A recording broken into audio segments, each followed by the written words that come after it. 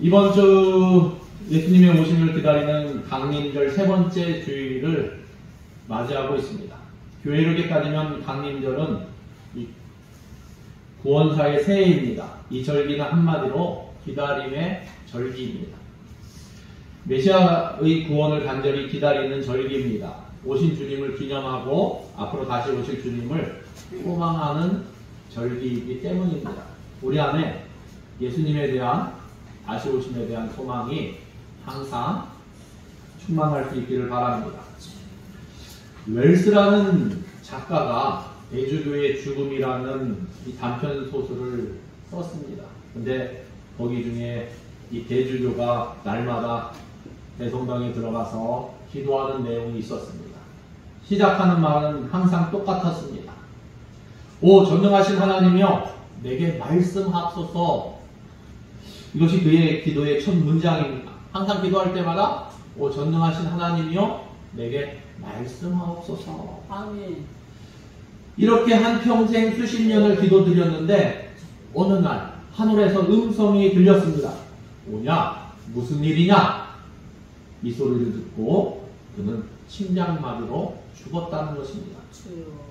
이 이야기는 우리가 정말로 하나님을 믿고 또 응답을 기다리면서 기도하는지 생각해 보게 하는 그러한 이야기입니다. 여러분, 예배하고 기도하고 찬양하는 행위가 형식적인 의례로 끝나면 얼마나 허망하겠습니까?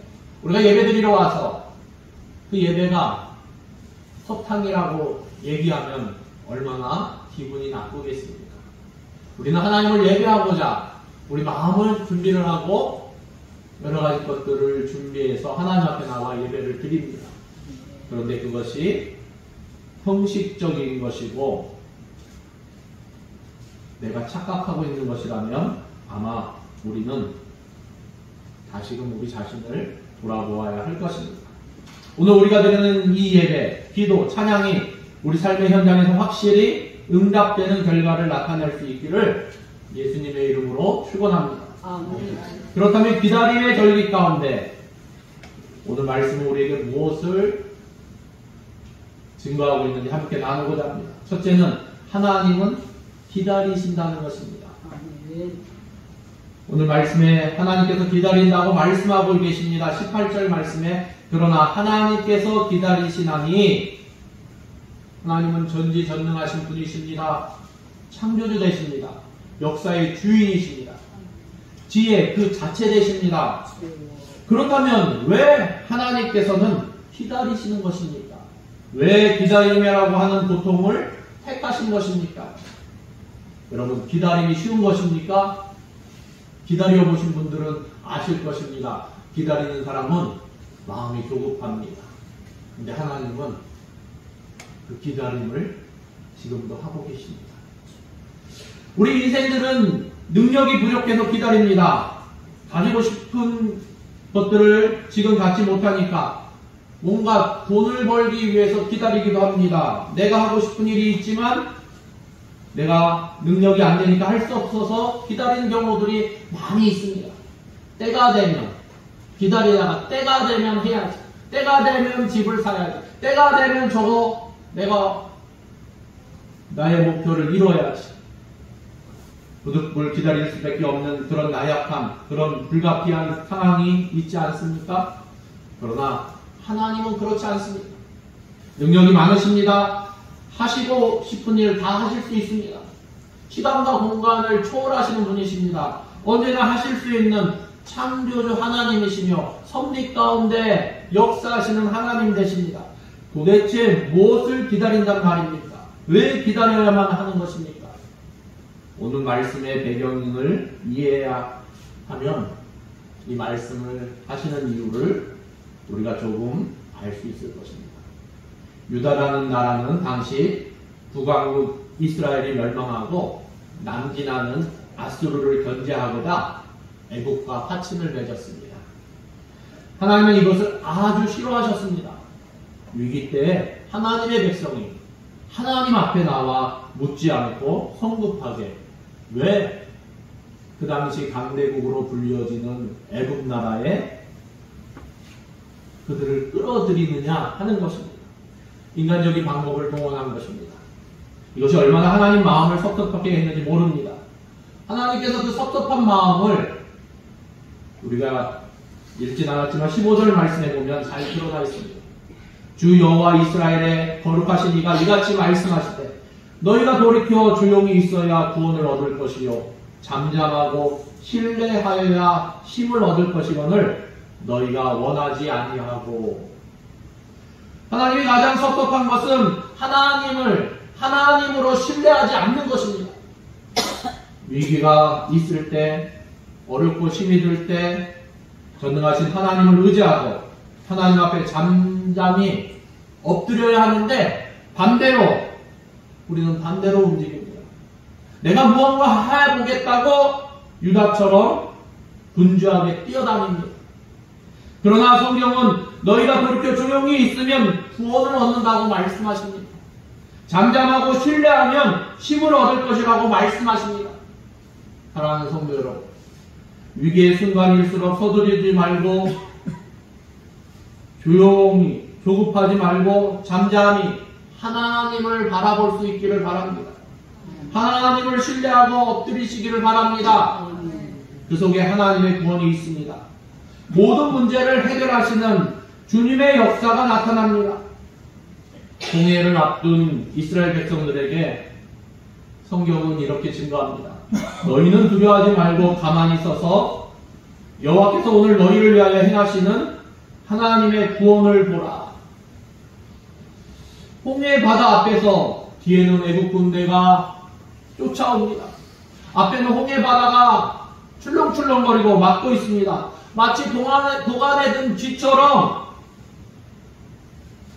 꼼짝없이 죽을 수밖에 없는 상황에 처했다고 이스라엘 백성들은 생각하면서 모세를 원망하고 심지어는 하나님을 원망합니다. 애굽에 매장지가 없어서 이 홍해바다 앞에서 죽게 하느냐며 원망하며 불평하며 야단법석을 합니다. 바로 그때 하나님은 모세를 통하여 너희는 두려워하지 말고 가만히 서서 여호와께서 오늘 너희를 위하여 행하시는 하나님의 구원을 보라 말씀하십니다. 잠잠히 하나님의 역사를 기다리기를 바랍니다. 그것이 믿음이요, 그것이 승리의 비결입니다. 그러므로 지금도 우리의 믿음이 성숙하도록 기다리시며 잠잠히 역사하시는 하나님의 구원을 바라보는 저와 여러분 되시기를 예수님의 이름으로 축원합니다. 둘째로 하나님은 은혜를 베푸십니다. 다시 오늘 말씀으로 돌아가 보면 하나님은 당신의 백성들이 하나님을 의지하지 않고 세상을 의지하고 있음에도 불구하고 기다리십니다. 그 이유는 은혜를 베풀시기 위함이라고 말씀하고 있습니다. 그러나 여호와께서 기다리시나니 이는 너희에게 은혜를 베풀려 하심이요. 하나님은 아브라함과 언약을 맺었습니다. 큰 민족을 이룰 것이라고 하나님은 아브라함에게 말씀하셨습니다. 그래서 아브라함은 하나님의 말씀을 믿고 아들을 기다렸습니다. 큰 민족을 이루기 위해서 아들을 낳아야 하는데 아무리 기다려도 아들이 탄생하지 못합니다. 아브라함은 아들 낳기를 기다리는 것이 매우 괴로웠습니다. 그래서 하나님께 불평의 말을 합니다. 아브라함이 이르되 주 여호와여 무엇을 내게 주시려 하나이까? 나는 자식이 없사오니 나의 상속자는 이 다메섹 사람 엘리에셀이니까 하면서 하나님 앞에 불평합니다. 그리고 종 엘리에셀을 상속자로 삼아 큰 민족을 이루겠다고 말했습니다. 이렇게 불평할 정도라면 아브라함의 기다림이 얼마나 괴로웠던지 이해할 수 있을 것입니다. 더 이상 차마 기다릴 수 없어 여종 하갈과 동침하여 이스마엘을 낳았습니다. 그러나 하나님은 아브라함이 되기까지 기다리신 것입니다. 큰 아버지라는 뜻의 아브라함이 아니라 열국의 아버지, 여러 민족의 아버지라는 뜻의 아브라함이 되기를 기다리신 것입니다. 아브라함은 아들 낳기를 기다렸지만 하나님은 아브라함이 되기를 기다리신 것입니다. 아브라함이 99세 비로소 아브라함이 될 수 있었습니다. 하나님께서 이제후로는 내 이름을 아브라함이라 하지 아니하고 아브라함이라 하리니 이는 내가 너를 여러 민족의 아버지가 되게 함이니라 말씀하십니다. 그리고 언약의 증표로 할례를 받도록 하셨습니다. 하나님이 할례를 받은 직후 곧바로 하나님은 이삭을 낳을 것이라고 말씀하십니다. 아브라함이 할례를 받기까지 하나님은 참고 기다리신 것입니다. 우리는 하나님으로부터 주시는 복을 기다립니다. 그러나 하나님은 우리에게 복받을 자세를 기다리고 계십니다. 복을 주시고자 해도 복받을 준비가 되지 못했기 때문에 복을 주실 수가 없는 것입니다. 하나님은 우리의 복받을 자세가 되기를 기다리십니다. 예수님도 은혜를 베푸시려고 일부러 기다리신 적이 있습니다. 요한복음 11장에 보면 예수님께서 지극히 사랑했던 한 인물이 나옵니다. 바로 나사로입니다. 나사로가 죽을 병에 들었습니다. 누이 동생 둘, 곧 마르다와 마리아가 예수님께 사람을 보내서 빨리 오셔서 이 오빠 나사로를 좀 살려주십시오 하고 부탁을 드렸습니다. 그런데 예수님은 딴청을 피우시면서 일부러 시간을 끄셨습니다. 나흘이 지연되어 그 가운데 나사로가 죽고 말았어요. 장례까지 치렀습니다. 기가 막힌 노릇입니다. 특히 마르다는 마음에 지금 불편합니다. 불만이 있습니다. 왜 오라고 하실 때 오시지 않았습니까? 왜 내가 구하는 그 시간에 오시지 않았습니까? 장례가 끝나서 냄새까지 나는데 지금 오시면 뭐하러 오십니까? 복잡한 생각이 듭니다. 그러나 예수님은 말씀하십니다. 내가 일찍 이 자리에 오지 아니한 것을 기뻐하노라. 왜 그렇습니까? 병상에서 일으키질 않았고 무덤에까지 들어간 자를 뒤에 끌어내셨습니다. 어느 쪽이 더 큰 은혜입니까? 어느 쪽이 더 큰 놀라운 축복입니까? 더 큰 은혜를 주시려고 기다리신 것입니다. 신약 시대인 오늘날도 하나님은 여전히 우리를 하나님께로 돌아오도록 기다리고 계신다는 사실입니다. 예수님의 수제자였던 베드로는 그의 서신 베드로 후서 3장 8절에 이렇게 기록하고 있습니다. 사랑하는 자들아, 주께는 하루가 천년 같고 천년이 하루 같다는 이 한 가지 사실을 잊지 말라. 주의 약속은 어떤 이들이 더디다고 생각하는 것 같이 더딘 것이 아니라 오직 주께서는 너희를 대하여 오래 참으사 아무도 멸망하지 아니하고 다 회개하게 이르기를 원하시느니라. 지연된 종말론에 동의하고 있던 초대교회 성도들에게 베드로는 하나님의 시간과 우리의 시간 개념이 다름을 설명하고 있습니다. 하루가 천년 같고 천년이 하루 같다. 중요한 것은 오늘도 하나님은 우리를 기다리십니다. 아주 쓸모없는 자로, 아주 구제불능인 자로, 아주 끝난 그런 존재로 대하지 않고 아직도 가능성이 있는, 기다릴 만한 가치가 있는 존재로 여기시는 것입니다. 기다릴 만한 가치가 있는 존재로 인정해 주시는 것입니다. 이것이 얼마나 크고 놀라운 일입니까? 이 기다리시는 하나님의 마음을 예수님은 탕자의 비유를 통해서 우리에게 잘 증거해 주고 계십니다. 탕자와 아버지, 누가 누구를 기다렸습니까? 탕자가 아버지를 기다리지 것이 아니고 아버지가 탕자를 기다렸습니다. 집 나간 아들이 돌아오기를 기다리는 아버지는 잠인들 제대로 잘 수 있었겠습니까? 밥인들 제대로 먹을 수 있었겠습니까? 하루하루 마음 놓고 지내지 못하고 이 문 밖을 바라보며 아들이 돌아오기를 눈이 빠지도록 기다렸을 때 얼마나 괴로워했겠습니까? 하나님은 언약 맺은 백성 회개하고 돌아오기를 기다리십니다. 하나님 역시 우리를 기다리실 때 마치 탕자가 돌아오기를 기다리는 아버지의 그 심정, 그 마음으로 기다리십니다. 기다림, 그것은 하나님의 사랑 때문입니다. 우리를 지극히 사랑하시기에 고통을 스스로 감수하시면서 우리를 기다려주십니다. 심판을 멈추시고 다음 때를 기다리십니다. 다음 시간을 기다리십니다. 우리가 회개하기를 기다리고 돌아오기를 기다리고 계십니다. 이것이 은혜입니다. 하나님께서 기다리시는 것은 우리에게 은혜를 베푸시기 위해서 기다리십니다. 성숙하게 되기를 기다리십니다.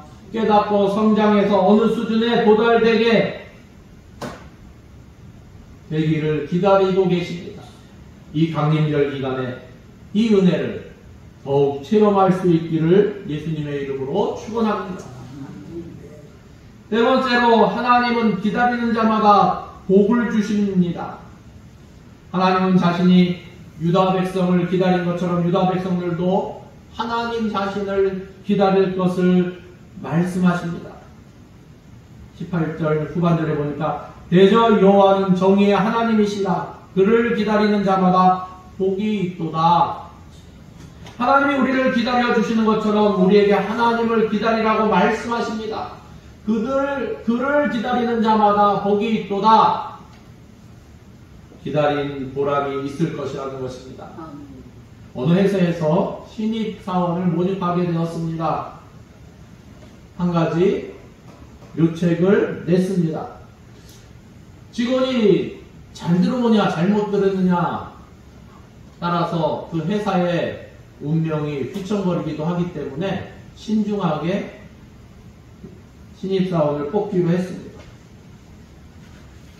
보통 중요한 게 아니지 않습니까? 사람을 채용한다는 것이 어떻게 하면 좋은 사람을 뽑을까 고민하다가 이런 방법을 썼다고 합니다. 면접 시간을 정해두고 일부러 시간을 끕니다. 얘기하던 사람들이 처음에는 조용히 있다가 왜 시간에 늦지? 왜 말이 없지? 왜 이거 뭐 하고 있는 거지? 왜 이거 왜들 이러는 거야? 하면서 하나둘씩 불평하기 시작합니다. 초조해서 어떤 사람들은 몸을 동동 구르고 앉았다 일어났다 손가락을 만지고 서로가 이러는 시간에 1시간이 흘러가 버리고 말았습니다. 그동안의 시험관은 CCTV를 통해서 그 장면을 다 보고 있었습니다. 1시간 지난 후에 시험관이 나와서 인터뷰가 끝났으니까 모두 돌아가십시오. 이렇게 이야기했다는 것입니다. 이 시험관은 과연 누구를 뽑았겠습니까? 시간이 늦어도 말없이 참고 기다리던 사람을 합격시켰다는 것입니다. 불평하는 사람은 다 떨어뜨렸습니다. 어느 대학을 졸업하고 실력이 얼마나 좋으냐 보지 않고 기다리는 사람, 인내하는 사람을 뽑았다는 것입니다.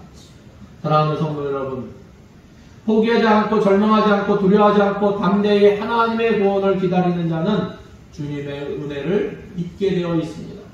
주님의 긍휼히 여김을 받습니다. 시편 37편 7절 말씀에 여호와 앞에 잠잠하고 참고 기다리라. 자기 길이 형통하며 악한 꾀를 이루는 자 때문에 불평하지 말지어다 말씀하고 있습니다. 우리는 참고 기다려야만 합니다. 우리가 기다린다는 의미는 하나님을 높인다는 의미가 있습니다. 조급한 세상의 가치관에 물들면 하나님을 높이는데 실패하고 말입니다. 참고 인내하고 순종할 때 하나님께 영광을 돌릴 수 있습니다. 사랑하는 성도 여러분, 아기 예수님의 오심을 기념하는 절기이자 동시에 다시 오실 재림의 주님을 기다리는 대강절입니다. 지금 이 순간 우리에게 필요한 것은 하나님께서 나를 기다려 주셨듯이 우리도 주님의 은혜를 간절히 기다리는 것입니다. 신앙은 기다림의 연속입니다. 기다림은 때로 고통 그 자체입니다. 그러나 하나님은 오늘 우리에게 말씀 가운데 이렇게 말씀하십니다. 그를 기다리는 자마다 복이 있다 말씀하십니다. 저와 여러분이 주님이 다시 오시는 그 순간에 기다림에 지쳐 포기한 채로 있는 것이 아니라 끝까지 인내하며 기다림으로 주님의 재림하실 때까지 그때 모두 다 구원의 영광 가운데 이르는 주님의 은혜와 복 가운데 거할 수 있기를 예수님의 이름으로 축원합니다. 기도하겠습니다. 하나님 감사합니다. 하나님, 우리가 하나님 앞에 기다릴 수 있기를 원합니다.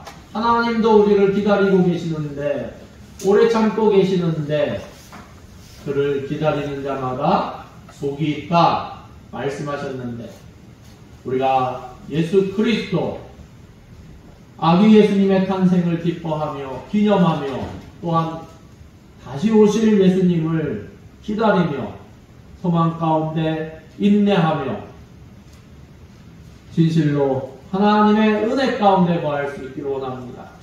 하나님, 우리가 예수님을 기다리며 그 기다림 가운데 하나님이 우리와 함께 하심을 깨닫게 하시고, 하나님이 우리 가운데 허락하신 그 은혜를 체험하며 다시금 말씀을 묵상하며 말씀을 나누며 성령의 다스림을 받을 수 있는 하나님의 사람으로 하나님 우리를 인도하여 주시옵소서. 우리 대명교회가 하나님 앞에 기다리는 교회 될 수 있도록 인도하시고, 하나님 앞에 기다리는 하나님의 자녀들 될 수 있도록 하나님 그 가운데 기쁨의 소식을 온전히 나타낼 수 있는, 예수 생명의 복음을 온전히 증거할 수 있는 주님의 교회, 주님의 사람들 될 수 있도록 하나님 인도하여 주시옵소서. 모든 것을 주님께 감사드리며 예수님의 이름으로 기도드립니다. 아멘.